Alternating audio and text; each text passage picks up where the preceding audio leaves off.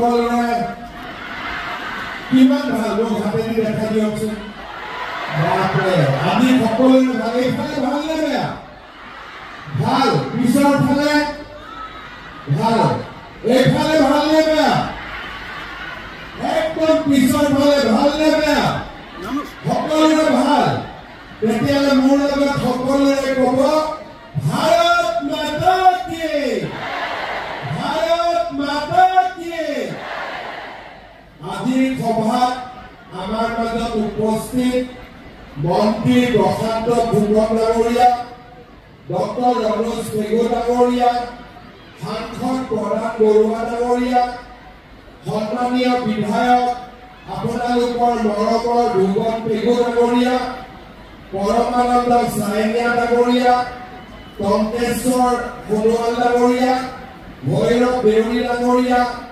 মিহিৰেশ্বৰ বসুমতাৰী ডাঙৰীয়া আজি সভাত উপস্থিত যজ্ঞেশ্বৰ কুটুম জয়ন্ত বড়ি শামসুমা বসুমতাৰী তুলন কোঁৱৰ সুনীল পেগু মুক্তিনাথ পেগু ৰঞ্জিত পেগু ভৰেশ কুমাৰ পদুম ৰায় বলেন্দ্ৰ নাৰ্জানী ভৱানী দুৱৰা জহান দলে অনিল বসুমতাৰী ৰূপা কামান অতুল পেগু উমা দেৱী কলেশ্বৰ কুলি আমাৰ অতিৰিক্ত মুখ্য সচিব কল্যাণ চক্ৰৱৰ্তী ডাঙৰীয়া ধেমাজি জিলা পৰিষদৰ অধ্যক্ষ ভূপেন চুতীয়া ডাঙৰীয়া জিলা উপায়ুক্ত ৰাহুল সুৰেশ জাবি ডাঙৰীয়া উত্তলমণি শৰ্মা বৰদলৈ ডাঙৰীয়া আৰু আজিৰ সভাত উপস্থিত এই অঞ্চলৰ বয়োজ্যেষ্ঠ নাগৰিকসকল আই মাতৃসকল আৰু মোৰ অতিকে মৰমৰ যুৱক যুৱতী বন্ধু বান্ধৱীসকল প্ৰথমতে মই আপোনালোকক ধন্যবাদ জনাইছো মই আজিলৈকে জীৱনত কোনো মিটিঙতে ইমান মহিলা দেখা পোৱা নাই একেলগে ইমান মহিলা মই আজিলৈকে ক'তো দেখা নাই আজি ইয়াতে প্ৰায় 40,000 আই মাতৃ উপস্থিত আছে আৰু এই 40,000 আই মাতৃক একেলগে দৰ্শন কৰিবলৈ পাই মোৰ নিজৰ জীৱনে ধন্য হৈছে মই আপোনালোক সকলোকে ধন্যবাদ অভিনন্দন আৰু কৃতজ্ঞতা জনাইছো শ্ৰদ্ধাৰ আই মাতৃসকল আজি আমি জনাই সমবেত হৈছো মহিলা উদ্যমিতা আঁচনিৰ পুঁজি আমি বিতৰণ কৰিবৰ বাবে সকলোৱে ইয়াত আহি উপস্থিত হৈছো আমি কেইটা বজাত আহিছো কেইটা 9টা নে 10টাত আহি পালো 9টা কেইটা আহি পালো ৰাতিপুৱা চাহ জলপান খাই আহিছে নাই ঘৰত হে ভগৱান চাহ জলপান নোখোৱাকৈ আহি গ'ল ভুৱন এতিয়া কি কৰিবি এতিয়াতো ভুৱনে খুৱাব লাগিব নে নালাগে ঠিক আছে আজি ইমানকতো একেলগে খুৱাব নোৱাৰে কিন্তু আজি আমি আপোনালোকক 10,000 টকাৰ চেক লগে লগে আমি আপোনালোকক পঠিয়াই দিম কাৰণ ঘৰত যদি আমি চেক লৈ নাযায় ঘৰৰ মানুহটোৱে ঠিকছে জোকাব আজি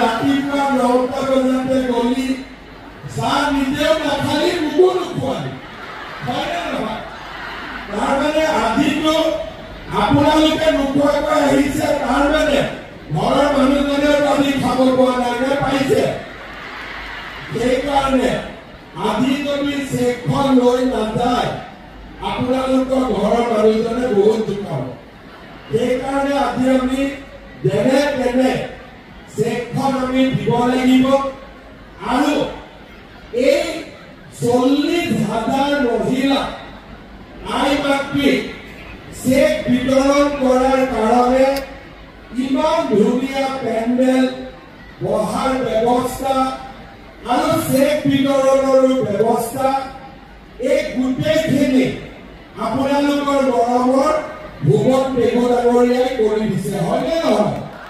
সকলোৱে ভুৱন পেগুক আশীৰ্বাদ দিছে নে নাই দিয়া? সকলোৱে এটা ভুৱন পেগুৰ কাৰণে ডাঙৰ কৰি হাত চাপৰি দিয়ে। ইলেকশ্যনত জিকাবনে নিজিকায় ভুৱন পেগু? জিকাবনে নিজিকাব? আচ্ছা, কোনে কোনে বিজেপি ভোট দিব? হাত ডাঙৰচোন মাৰিব চাই। বাপৰে, চবে দিব। আচ্ছা, আপোনালোকে দিব নে আপোনালোকৰ ঘৰৰ মানুহজনেও দিব? আচ্ছা, ঘৰৰ মানুহজনেও দিব। তেতিয়াহ'লে এইবাৰ আৰু কথা নাই, ভুৱন পেগু আগতকৈ বহুত বেছি ভোটত জোনাইৰ পৰা জিকিব, হয়নে নহয়? বঢ়িয়া। এতিয়া মই আপোনালোকক কেইটামান কথা কম যাতে এই আঁচনিখনৰ বিষয়ে আপোনালোকে বুজিব পাৰে। কাৰণ আমি যেতিয়া আঁচনিখন আৰম্ভ কৰিছিলো তেতিয়া মানুহে বুজা নাছিল। সকলোৱে মোক সুধিছিলে যে 10,000 টকাটো ভোটত দিব নে আমাক দিব? তেতিয়া মই ৰাইজক বুজালো যে 10,000 টকাটো আমি ভোটত নিদিওঁ, আমি তাক দিম আপোনালোকক ব্যক্তিগতভাৱে দিম। তাৰপিছত আমি আপোনালোকৰ পৰা ফৰ্ম ললো, আমি আপোনালোকৰ পৰা অলপ অলপ সাৰ্ভে কৰিলো। তেতিয়া আমাৰ কংগ্ৰেছৰ মানুহবিলাকে কি উলিয়াই দিলে যে এইটো 10,000 টকা দিব নোৱাৰে, মামাই এইবিলাক মিছাকৈ কৈছে, আপোনালোকে টকা নাপায়। কৈছিল নে নাই কোৱা? কৈছিলে। কিন্তু আমাৰ লক্ষ্যটো কি? কংগ্ৰেছৰ মানুহবিলাকে ভাবিছিলে যে আমি MP ইলেকশ্যনত ভোট ল'বৰ কাৰণে মিছাকৈ লাখপতি বাইদেউৰ কথাটো কৰো। মই য'তে যাওঁ মোক তাতে সাংবাদিকসকলে সোধে যে ছাৰ 10,000 টকাটো মহিলাই নাপালে, এইটো ভোটৰ কাৰণে কৈছিলে নেকি? কিন্তু আপোনালোক সকলোৱে জানে যে আমাৰ মোদী ডাঙৰীয়াই আৰু মোদী ডাঙৰীয়াৰ পৰা মই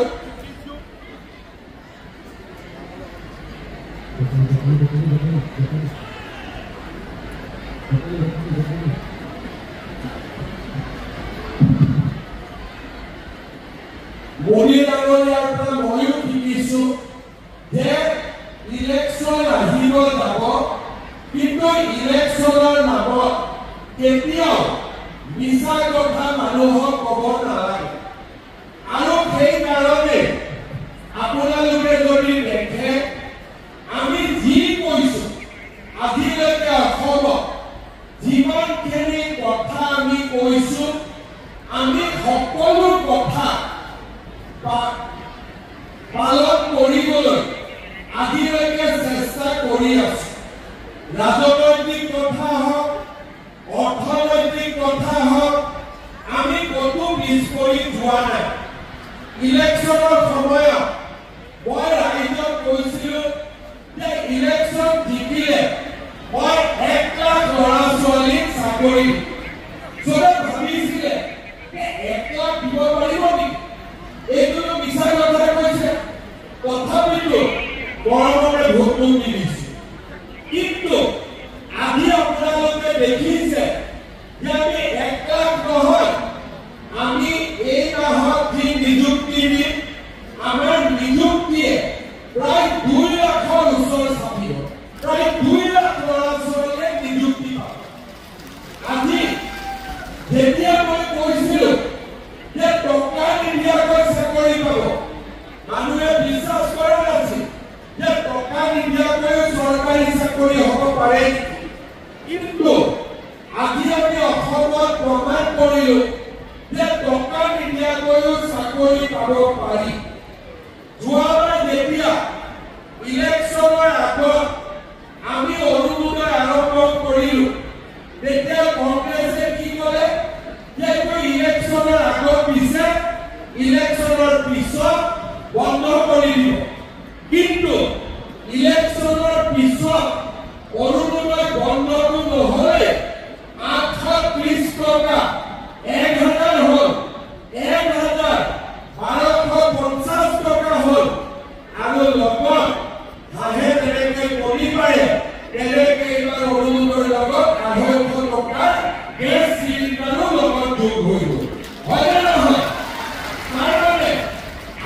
যি কওঁ তাক আমি পালন কৰোঁ।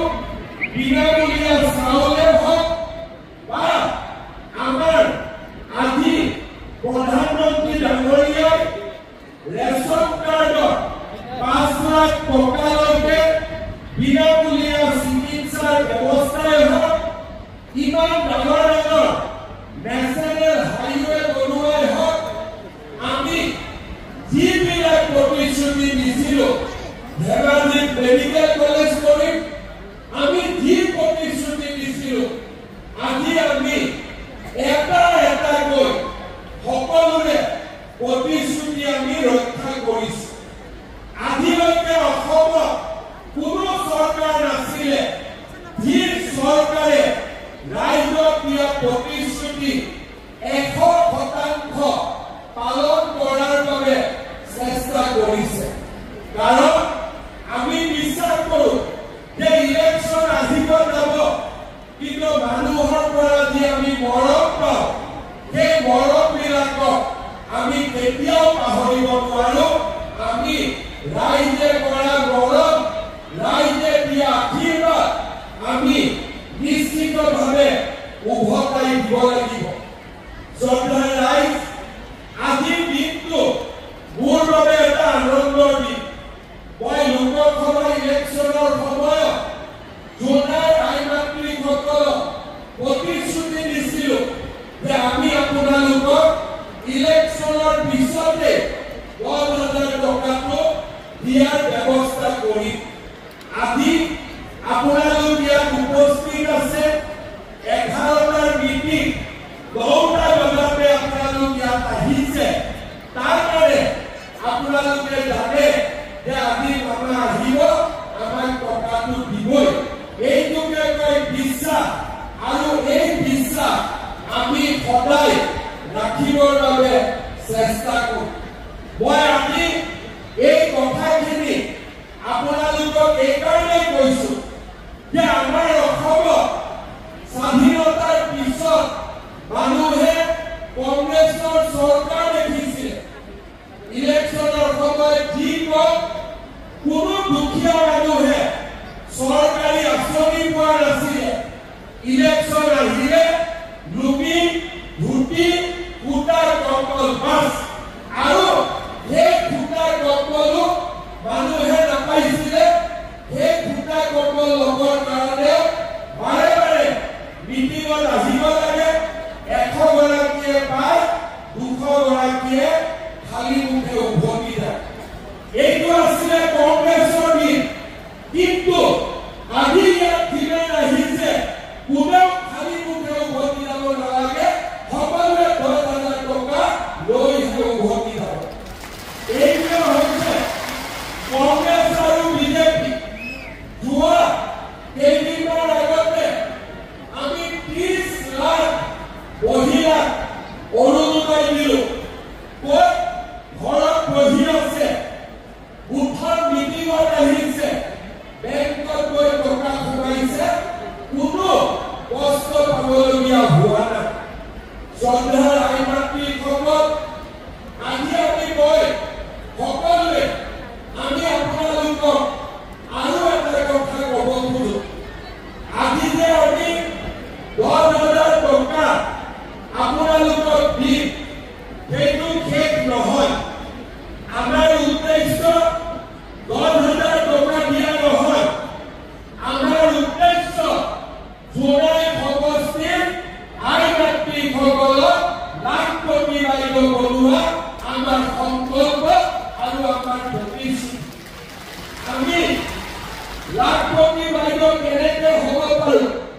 আজি আপোনালোকে দেখিছে যে লাখপতি বাইদেউ হোৱাটো বহুত ডাঙৰ কথা নহয়। আমি যদি ইচ্ছা কৰোঁ, আমি লাখপতি বাইদেউ হ'ব পাৰোঁ। আজি যদি আপোনালোকে খবৰ কৰে, আমাৰ জোনাই গাঁৱত লুহিদান মাছগাঁও আজি মন্দিৰা দেউৰী বাইদেউ তেখেত লাখপতি বাইদেউলৈ পৰিণত হৈছে। কেনেকৈ পৰিণত হৈছে? যে আজি বাইদেৱে জৈৱিক ষ্ট্ৰবেৰী আৰু ভোট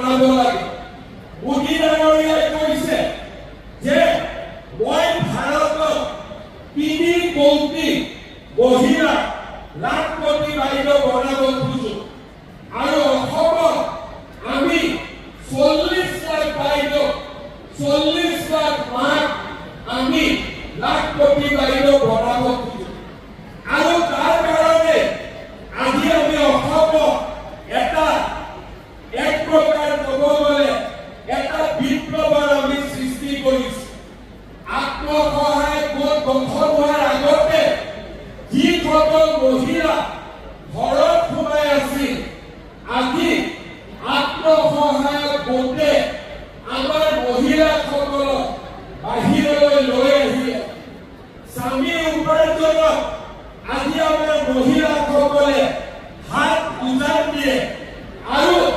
মহিলাসকলে স্বামী কষ্ট অলপ হ'লেও কমাবৰ কাৰণে চেষ্টা কৰে নিজৰ ল'ৰা ছোৱালী শিক্ষিত কৰিবৰ কাৰণে প্ৰচেষ্টা কৰে আজি আমাৰ অসমৰ নাৰী শক্তিয়ে এক প্ৰকাৰ ক'ব গ'লে গোটেই ৰাজ্যখনতে এক নতুন বিপ্লৱৰ সৃষ্টি কৰিছে সেইবাবে মই কেতিয়াবা কওঁ যে আমাৰ মহিলাসকলে ঘৰখন চলাবলৈ যিমান কষ্ট কৰে মোৰ লগত যদি আৰু টকা থাকিলেহেঁতেন মই হয়তো অৰুণোদয় আঁচনিও একেদিনাই 3,000 টকা কৰি দিলোহেঁতেন কিন্তু আজি আমি দুখীয়া দেশ তথাপিতো আজি আপোনালোকে দেখা পাইছে যে 830 টকাৰ পৰা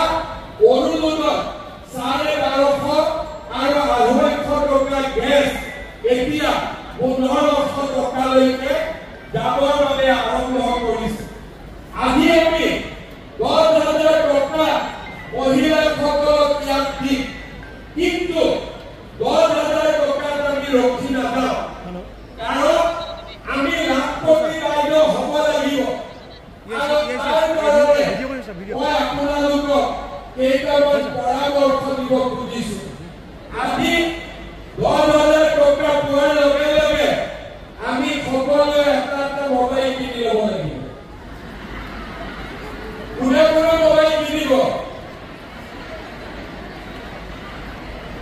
কিনিব লাগিব নে নাই মোবাইল নালাগে কাকা মোবাইল কিনিব নালাগে হাত লগাওকচোন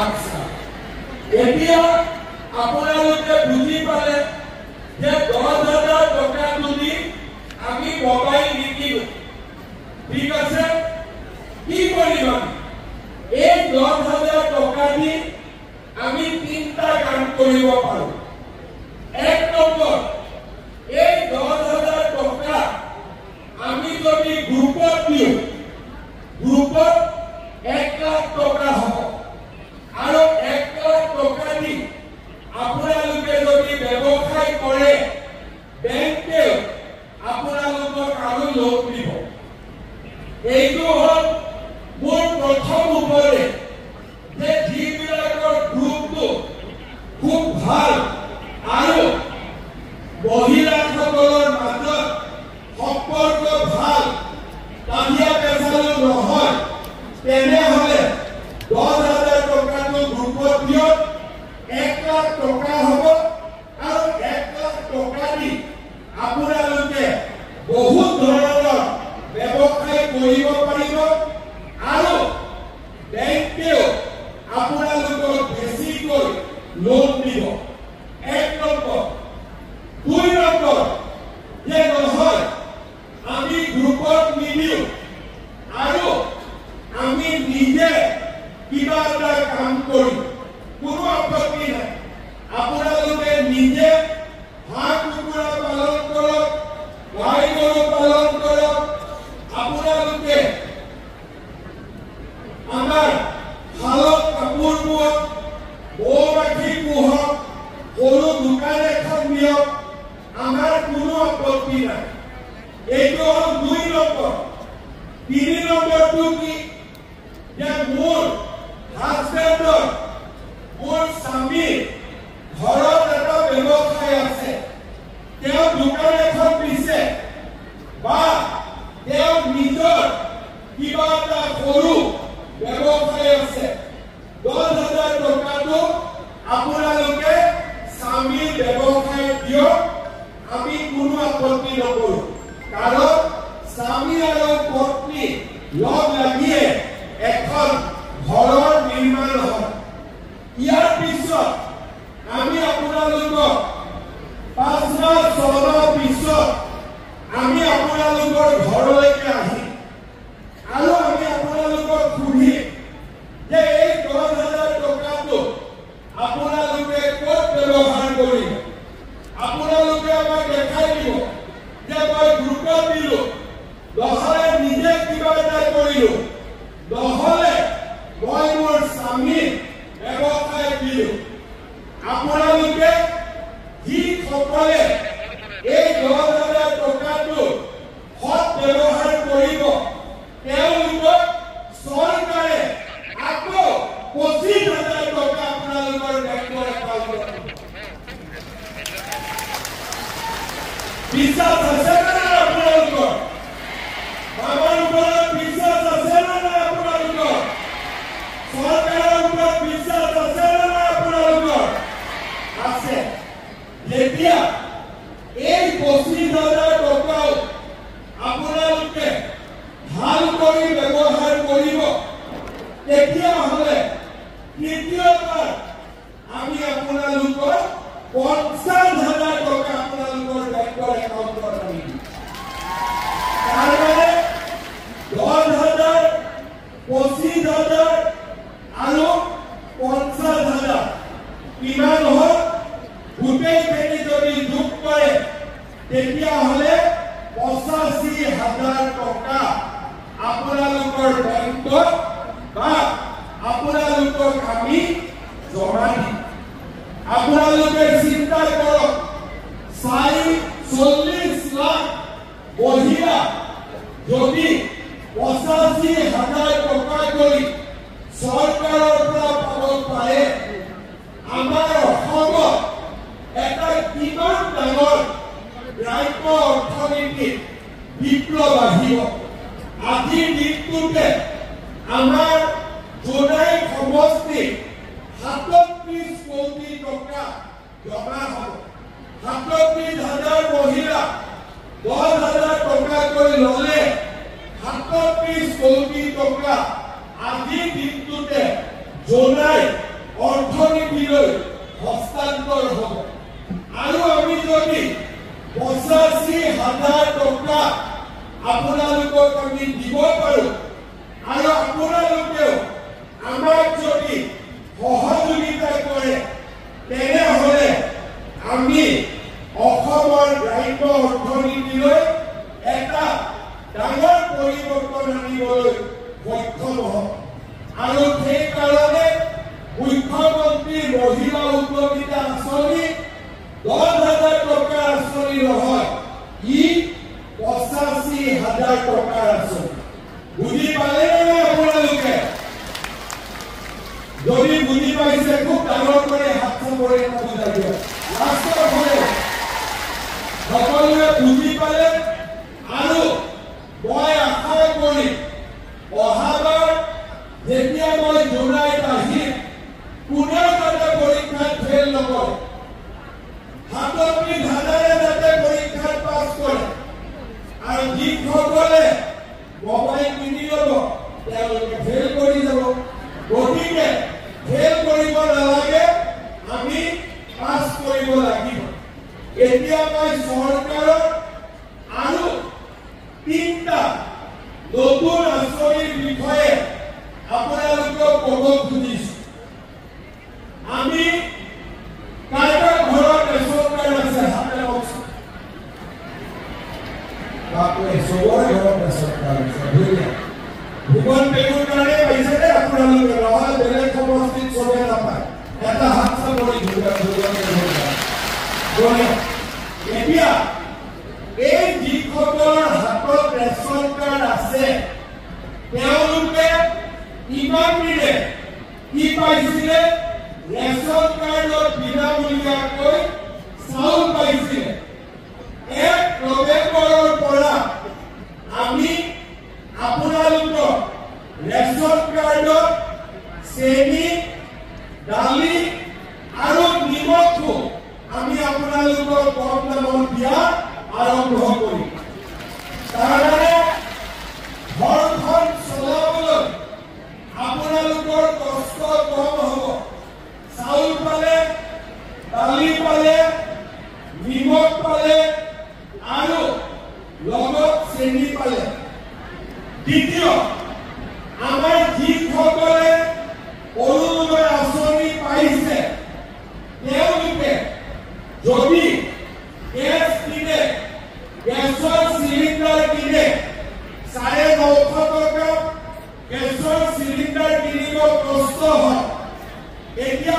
চৰকাৰে কি কৰিব গেছৰ চিলিণ্ডাৰ 250 টকা আপোনালোকৰ একাউণ্টত দি দিব তাৰমানে 950 টকাৰ গেছ আপোনালোকে 750 টকাত পোৱা আৰম্ভ কৰিব আৰু 550 টকাত যোনে গেছ কিনে তেওঁলোকে 300 টকা গেছ কিনিব বা গেছ পাব আৰম্ভ কৰিব দ্বিতীয়তে যিসকলে অৰুণোদয় আঁচনি পাইছে ফেব্ৰুৱাৰী মাহত তেওঁলোকক মই আৰু এটা ডাঙৰ উপহাৰ দিব গৈ আছো কি দিম এতিয়া নকম তেতিয়া আপোনালোকক কম কেতিয়া কম কোন মাহত কম কেতিয়া কম ফেব্ৰুৱাৰী মাহত কম লগতে আপোনালোকক মই আৰু ক'ব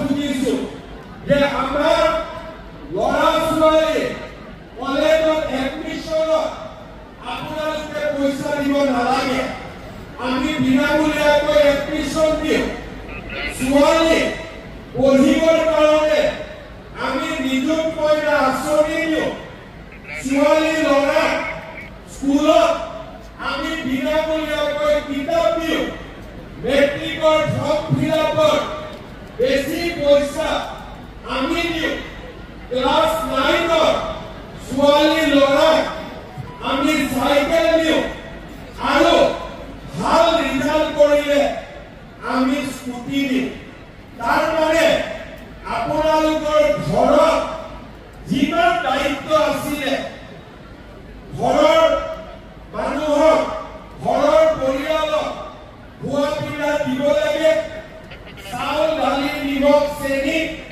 আমি সহায় কৰিলো গেছ কিনিব লাগে গেছত আমি সহায় কৰিলো ল'ৰা ছোৱালীক পঢ়ুৱাব লাগে আমি ল'ৰা ছোৱালীক পঢ়ুৱাবৰ কাৰণে কিতাপ এডমিশ্যন আমি দিওঁ তাৰমানে ঘৰৰ মালিকৰ কষ্ট আমি যিমান পাৰো আমি কমাই দিওঁ আগতে অসমত চৰকাৰ আহিছে আৰু চৰকাৰ গৈছে কিন্তু কোনেও দৰিদ্ৰ আৰু মধ্যবিত্ত পৰিয়ালৰ বাবে ইমান চিন্তা কৰিব পৰা নাছিল আজি সঁচাকৈয়ে আমি সকলো আত্মবিশ্বাসী আজি আমাৰ জোনাই মানুহৰ মাটিৰ পাত্তা নাছিলে এমচি মিলে নাছিলে আমি তাক ঠিক কৰিলো জোনাই আজি বিভিন্ন পৰ্যায়ত উন্নতি আজি আমি সকলোৱে দেখা পাইছো আপোনালোকে জানে যে আমাৰ জোনাই সমষ্টি আজি আমি প্ৰায় 45খন নন কেডেষ্ট্ৰিয়েল গাঁৱত আমি কেডেষ্ট্ৰিয়েল কৰিছো ৰাষ্ট্ৰীয় ঘাইপথত 81 কিলোমিটাৰ ৰাস্তা আমি সময়ৰ আগত সম্পূৰ্ণ কৰিছো কেৰকেৰৰ পৰা বৰঙলৈ 41.25 কোটি টকা ব্যয়েৰে আমি মথাউৰি নিৰ্মাণ কৰিছো 200 ঘৰ বিচনাযুক্ত চিকিৎসালয় নিৰ্মাণ হৈছে আজি আমাৰ জোনাই উচ্চ মাধ্যমিক বিদ্যালয় ফ্ৰন্টিয়াৰ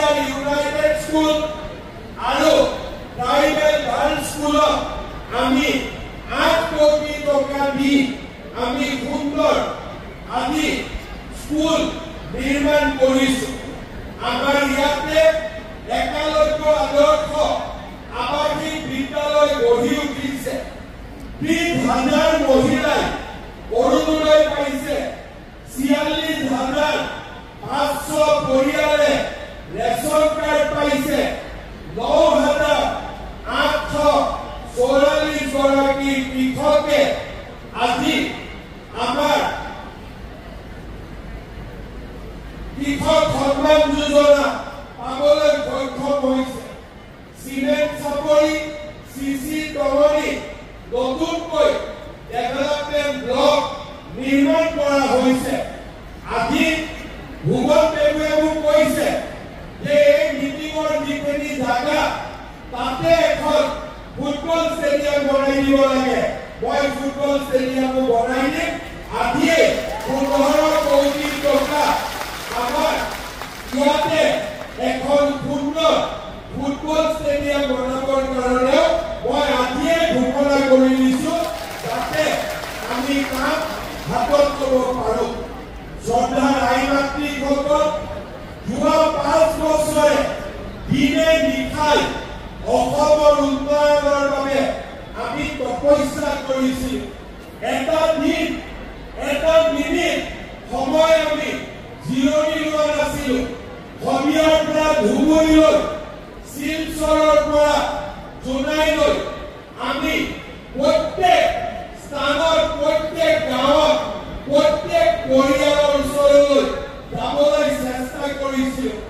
অসমত শান্তি শৃংখলা, এটা ল'ৰা ছোৱালীৰ বাবে পঢ়াৰ পৰিৱেশ আৰু বানপানীৰ সৈতে আমি যুঁজিছিলোঁ।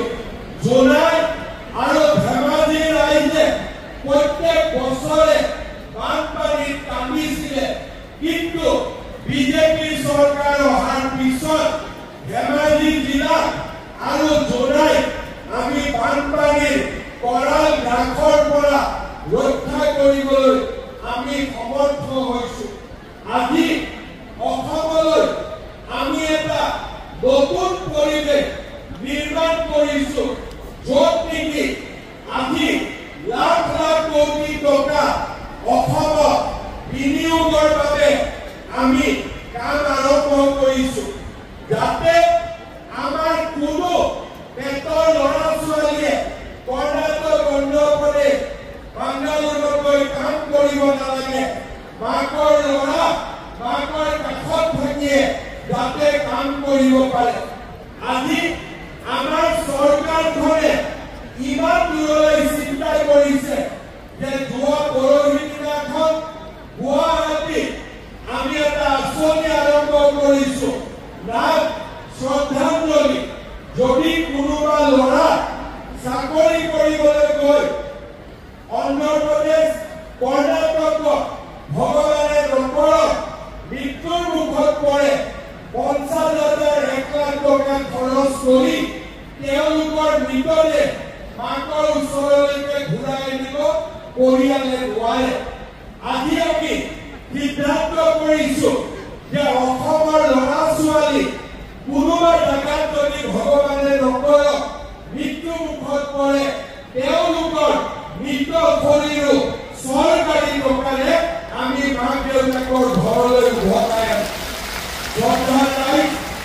আজি আমি এই ধৰণে অসমৰ মানুহৰ মাজত এটা নতুন আত্মবিশ্বাস সৃষ্টি কৰিব খুজিছোঁ। কলেজ স্কুলত 1 লাখ 2 লাখ টকা নহয়, হাইস্কুলবোৰ 8 কোটি টকাৰে নতুনকৈ বনাবৰ বাবে কাম আৰম্ভ কৰিছোঁ।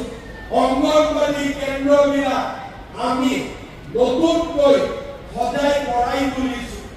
আজি এই মুখ্যমন্ত্ৰী মহিলা উদ্যমিতা আঁচনি আজি আমি কংগ্ৰেছ দলক আমি বুজাই দিছোঁ যে অসমত আজি লুঙি আৰু ধুতিৰ কোনো কাম নাই।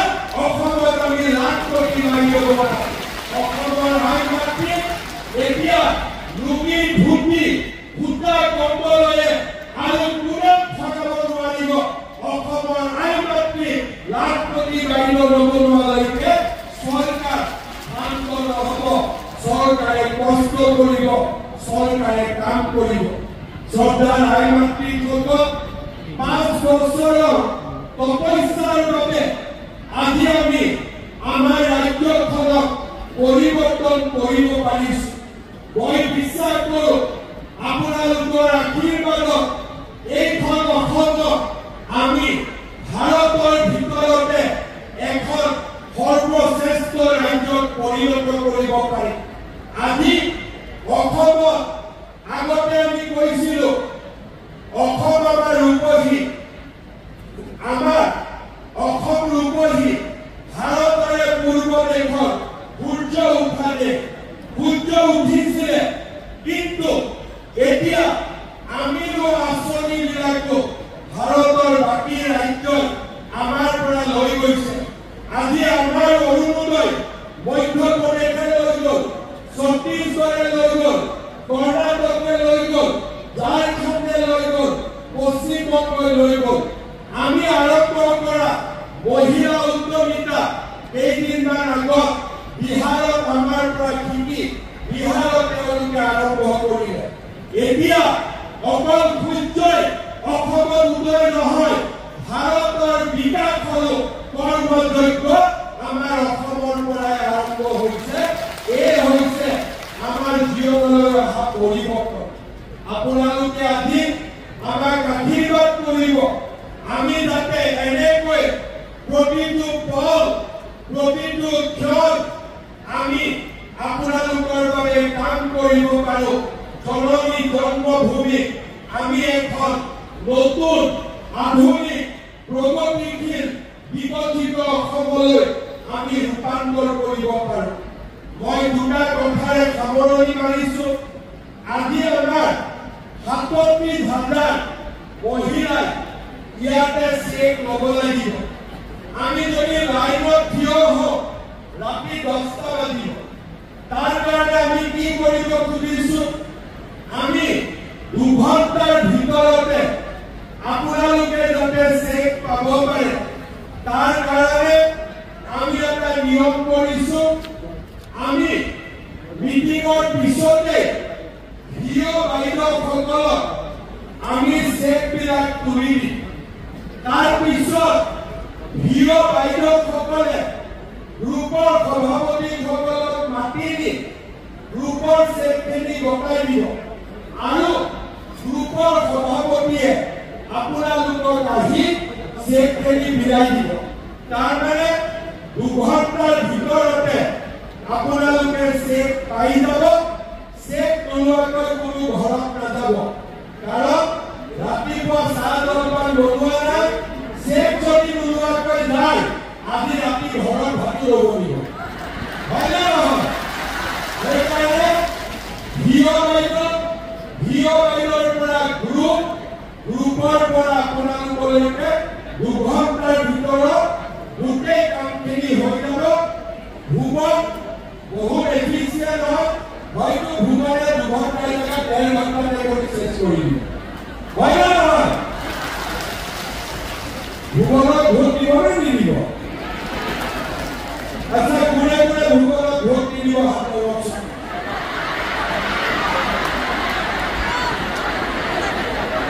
কোনে জানে না ঠিক আছে কোনে কোনে ভূগোলত পেপাৰ জিকাব এবাৰ হাত লওক বাপৰে মোৰে শিক্ষা লাগি গৈছে মোৰ সমষ্টিতে মোৰ দলিমান হাত নালাগিব নেকি কি নহয় এইবাৰ ভূগোলত অসমৰ ভিতৰতে বেছি ভূগোল জিকাব লাগিব হ'ব হ'বনে নহ'ব কাৰণ ইমান কাম হৈছে আপোনালোকে এইবাৰ ভূগোলত মোতকৈও বেছি ভূগোল জিকাই ইয়াৰ পৰা পঠাব লাগিব পাৰিবনে নোৱাৰিব পাৰিবনে নোৱাৰিব এইফালে পাৰিবনে নোৱাৰিব পাৰিব আৰু এই গোটেই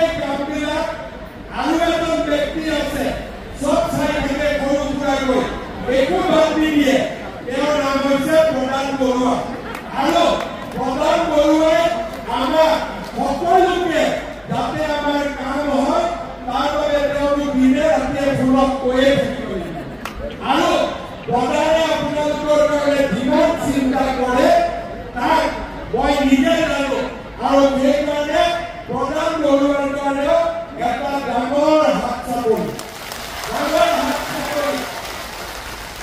আৰু মোক হাত চাপৰি নালাগে পাৰিলে মোক এটা আশীৰ্বাদ দিব হ'ব যাতে আমি আপোনালোকৰ কাৰণে সদায় এনেকৈ ভাল কৰি থাকিব পাৰোঁ অন্তত আপোনালোকে যাতে মোক বেয়া পাব নোৱাৰে সদায় যাতে আপোনালোকৰ বাবে কিবা নহয় কিবা এটা কৰি থাকিব পাৰোঁ মোৰ লগত আকৌ এবাৰ ক'ব ভাৰত মাতা কি ডাঙৰ কৰি ক'ব লাগিব বুজি নকৰি শুনিব লাগিব ভাৰত মাতা কি ভাৰত মাতা কি নৰেন্দ্ৰ মোদী নৰেন্দ্ৰ মোদী নৰেন্দ্ৰ মোদী প্ৰধান বৰুৱা ৰমেশ পেগু ভুৱন পেগু বহুত বহুত ধন্যবাদ জয় হিন্দ বন্দে মাতৰম